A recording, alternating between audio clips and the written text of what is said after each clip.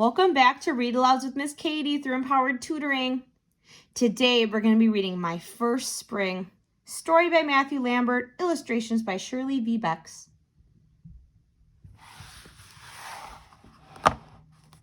One fine spring day, tired of electronics world I had created for myself. TV, VCR, video games, stereo, radio, and computer. I decided to take a walk in the woods behind my house. As I started up the path, I spotted two squirrels chattering loudly. Busily building their nest, I paused a minute to watch, admiring their efficiency. One would stay in the tree, and the other one would leave and bring back a leaf.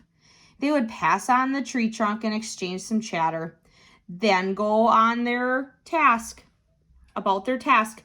We had been feeding one squirrel all winter long, and now there were two, a family.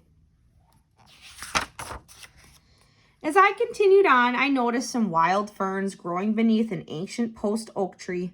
When I looked up into the newly leaved branches, I saw another kind of fern taking root in the bark of an old tree. At my feet, a May apple blossomed in the rich, dark soil. Its cup-shaped flower nestled between two large umbrella-shaped leaves.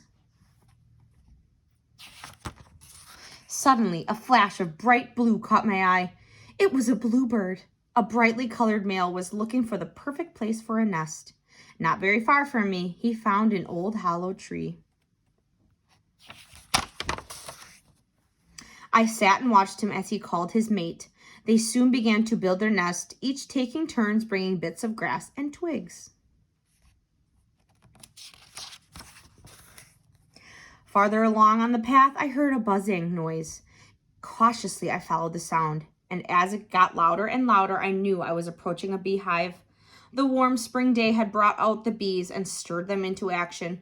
The worker bees were busy collecting nectar to make their honey. I wished I could see what was going on inside the hive. As I was leaving the honey tree, my foot caught in a rotten tree limb. I pulled it out, and to my surprise, I discovered a whole new world. There were Bessie bugs, grubworms, roaches, redworms, woodlice, and termites living in their own dank, dark, underground world. Carefully replacing the limb the way I had found it, I stepped over and made my way towards the pond. I marveled at the many different shades of green that color the forest in spring. Every imaginable shade of green, from a pale yellowish green to a deep jade green, shown in every petal, every bud, and every new leaf. Just over the next rise, I caught my first glimpse of the pond.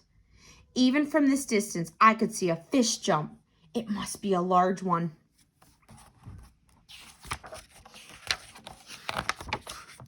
I quietly made my way to the edge of the pond. I sat down on a log.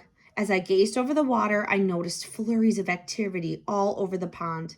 Gnats buzzed and flitted around. Water bugs skated across the glass-like surface of water, and small bream nipped at the water bugs. Close to the edge, schools of minnows fed on the algae and other organisms found in the still green pond. Tadpoles were in an abundance around the shallow pools close to the edge of the water. Sitting there on that warm spring day, I thought about what I had just experienced. I discovered that spring is the beginning of a whole new cycle of nature. A new generation emerges in the fresh and vibrantly alive world that has awakened after its long winter months of sleep. It is the end of short days and long nights, bare trees and icy winds. Spring is walking into the forest and smelling the fresh and new, hearing the sounds of life, seeing the sights of nature, and feeling that earth is at peace. Though this was the 10th spring in my lifetime, in a way, it was also the first one.